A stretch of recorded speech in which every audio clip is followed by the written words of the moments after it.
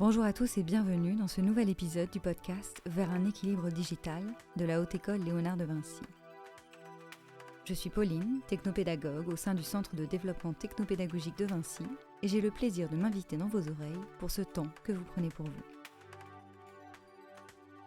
Dans ce podcast, nous explorerons l'impact des technologies numériques sur la santé, le bien-être et l'environnement. Nous aborderons ces questions avec le regard d'experts métiers et de professionnels de santé. En tant qu'établissement d'enseignement supérieur qui forme les professionnels de demain, la Haute École Léonard de Vinci s'engage à informer, sensibiliser et outiller ses étudiants et membres du personnel pour qu'ils puissent répondre aux enjeux de la transition numérique. Depuis nos studios, je vous accompagne dans cet épisode sur les troubles musculo-squelettiques.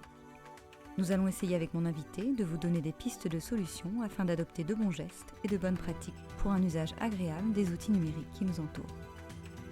Installez-vous confortablement et plongez-vous dans le monde passionnant de l'équilibre digital. Aujourd'hui, nous rencontrons Marie-Valentine Béchet, enseignante à Vinci dans le département ergothérapie.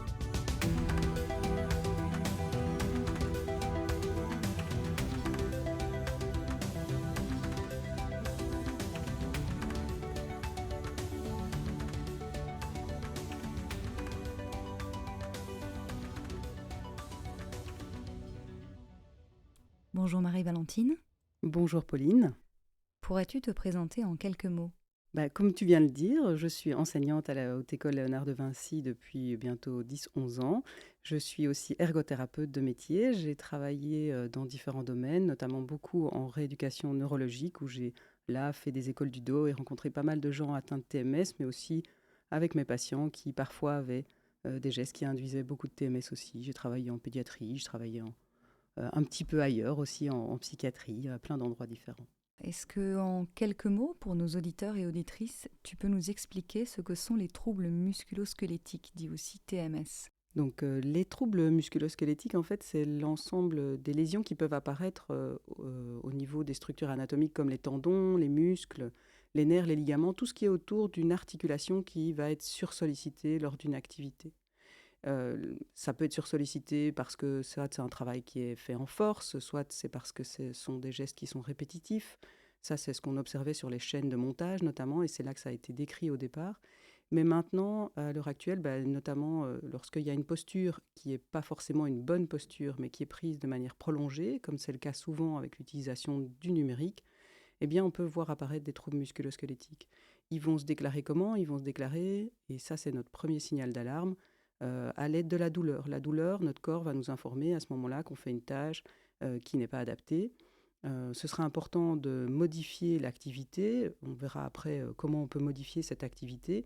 Sinon, le risque, c'est que cette douleur devienne chronique et à ce moment-là, on entre vraiment dans les troubles musculo-squelettiques.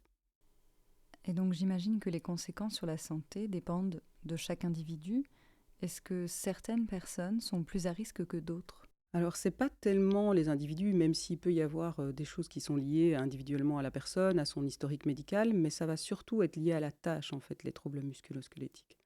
On va avoir, notamment dans l'utilisation, ce qui nous occupe aujourd'hui du numérique, des liens à faire avec la posture du poste, du travail de la personne par rapport à l'utilisation de l'outil numérique, qu'elle soit petit, comme c'est un smartphone, comme l'usage d'un smartphone qui est tout petit, ou bien l'utilisation d'une tablette qui amène à une posture différente des écrans qu'on pouvait connaître avant. Avant aussi, on avait des ordinateurs qui étaient des ordinateurs en tour avec un écran bien positionné. Maintenant, on a tendance aussi à avoir plus d'ordinateurs portables qui vont aussi changer un petit peu la position de la tête, du cou et de la posture au niveau du travail.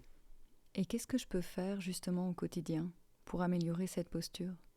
Alors, il y a plusieurs aspects. Il y a évidemment tout ce qui est plutôt biomécanique. On va un petit peu parler ici d'ergonomie du poste de travail, où vraiment là, on va amener la personne un petit peu à se rendre compte qu'il y a des bonnes postures, c'est-à-dire un positionnement, les pieds à plat, une chaise de travail adaptée, un poste de travail aussi avec une table adaptée à sa hauteur.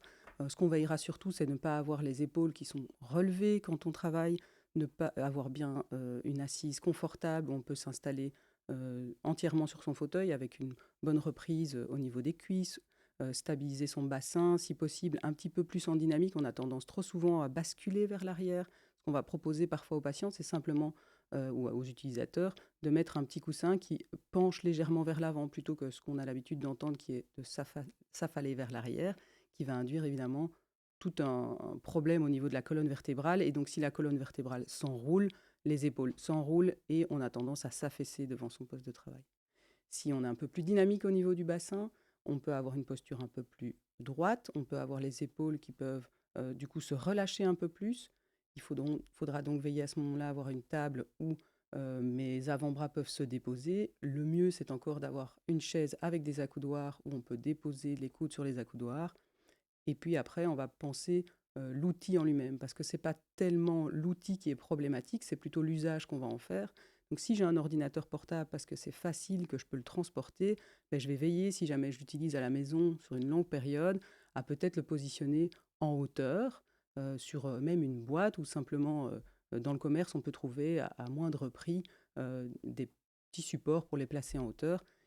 Et quand on est à la maison, si possible, ne pas le laisser à plat, parce que on utilisera un clavier déporté, qui sont plus très chers actuellement. On peut en trouver sur le marché pas trop cher. Une souris aussi déportée, la plus plate possible, pour éviter qu'on ait le poignet qui soit en extension, d'avoir le poignet le plus plat possible aussi.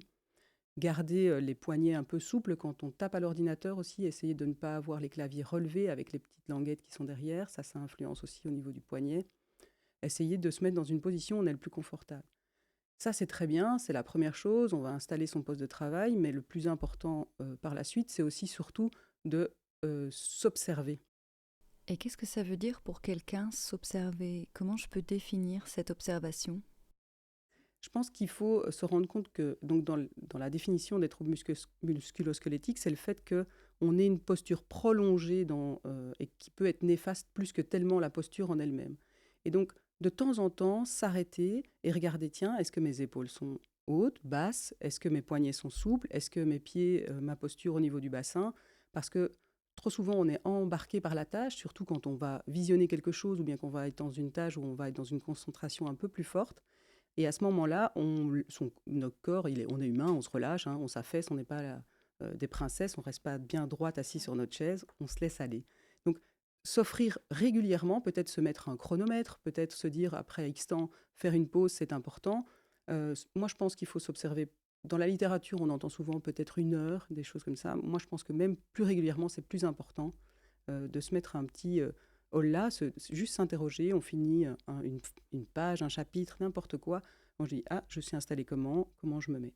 C'est la même chose pour les étudiants en cours, hein. Ils sont de plus en plus avec des ordinateurs portables. Tout à fait. Sur des tablettes qui sont pas du tout adaptées pour la posture par rapport à c'était fait pour des prises de notes avec papier, c'est plus tout à fait maintenant pour des ordinateurs portables.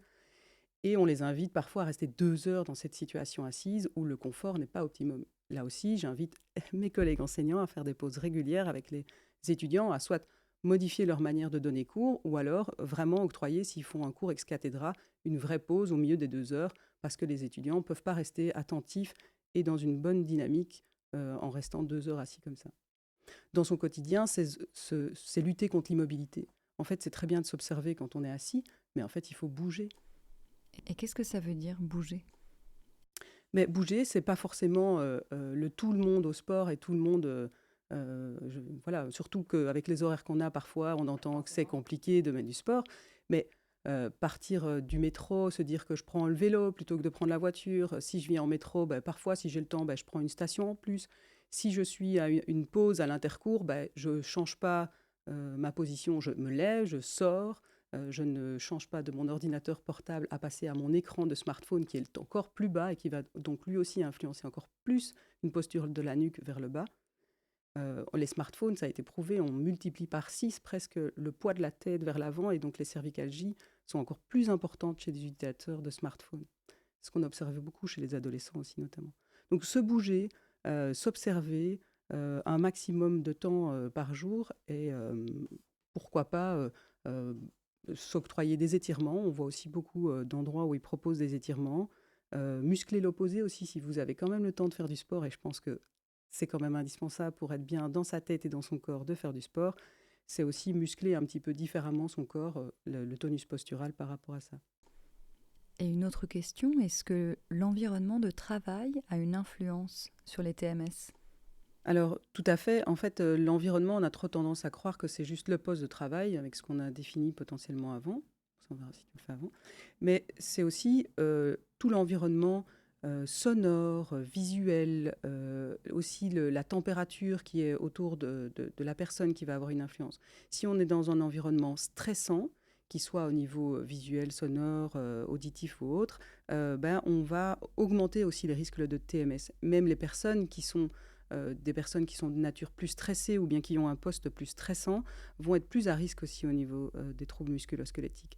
Donc, on ne sait pas toujours qui est la poule ou l'œuf, quoi. Il y a un moment donné, parfois, quand on est trop stressé, ça peut induire des postures aussi nocives et puis on a tendance à se figer et on va amener ça. Donc, au niveau auditif, je pense qu'un environnement calme, c'est très important. Au niveau visuel, il faut respecter une distance avec l'écran. Il faut aussi de temps en temps faire des pauses. Au niveau oculaire, il faut ne pas se figer uniquement sur quelque chose qui est proche. De temps en temps, regarder au loin.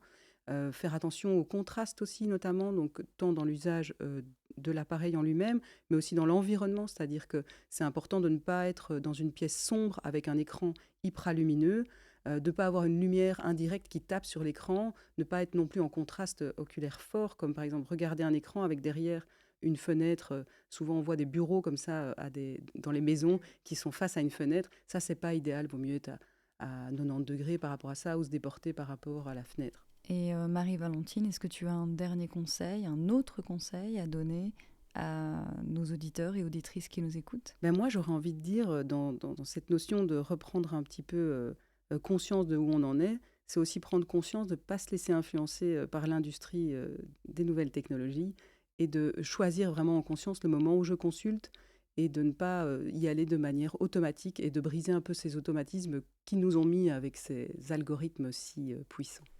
Et tu parles de quoi quand tu parles d'automatisme? Dans l'idée que on va aller consulter son smartphone, mais parfois on ne sait même pas ce qu'on cherche. On scrolle, on scrolle, on scrolle, et on passe comme ça un temps fou avec la tête penchée en avant ou alors avec les épaules relevées mais qui sont en tension, alors qu'en fait on ne cherche rien, ça ne nous apporte pas vraiment quelque chose d'important dans notre quotidien. Au contraire, peut-être qu'on passe à côté de chouettes choses autour de nous et qu'en fait c'est une influence qui n'est pas la nôtre, c'est pas nous qui avons fait un choix. Donc choisissons les moments où on consulte et choisissons un petit peu de nous observer quand on vit au quotidien. Et pour finir, Marie-Valentine, si j'ai besoin d'avoir plus d'informations, où est-ce que je peux me rendre? Est-ce que je contacte directement un ergothérapeute? Est-ce qu'il y a d'autres moyens, d'autres solutions? Alors déjà, en ligne, il y a vraiment beaucoup d'informations là-dessus parce que les troubles musculo-squelettiques, c'est vraiment une grosse problématique dans la posture au niveau du travail. Alors avant, c'était beaucoup plus ciblé sur les travails en force, hein, les ouvriers, des choses comme ça. Ils ont mis pas mal de choses en place par rapport aux chaînes de montage et autres. Mais on observe avec la digitalisation du travail qu'il y a aussi beaucoup de souffrance par rapport à ça. Et donc, il y a plein de normes européennes, il y a plein de fascicules qui sont disponibles si on veut vraiment par rapport à ça se mettre en action. Si maintenant les troubles musculo-squelettiques apparaissent, alors oui, on va consulter peut-être son médecin qui va peut-être réorienter parfois vers une école du dos ou vers un kiné. Voilà. Après, un ergothérapeute au quotidien, malheureusement, on n'est pas encore remboursé, donc vous en aurez très peu, mais vous pouvez toujours trouver des ergothérapeutes indépendants, éventuellement, pour vous accompagner là-dedans. Merci Marie-Valentine d'avoir participé à cet épisode du podcast Vers un équilibre digital, proposé par la cellule Transition et le Centre de développement technopédagogique de la Haute École Léonard de Vinci. Merci à nos auditeurs et auditrices d'avoir exploré avec nous des solutions pour tendre à l'équilibre. Si ce podcast vous a plu, n'hésitez pas à le liker, le partager et le diffuser autour de vous.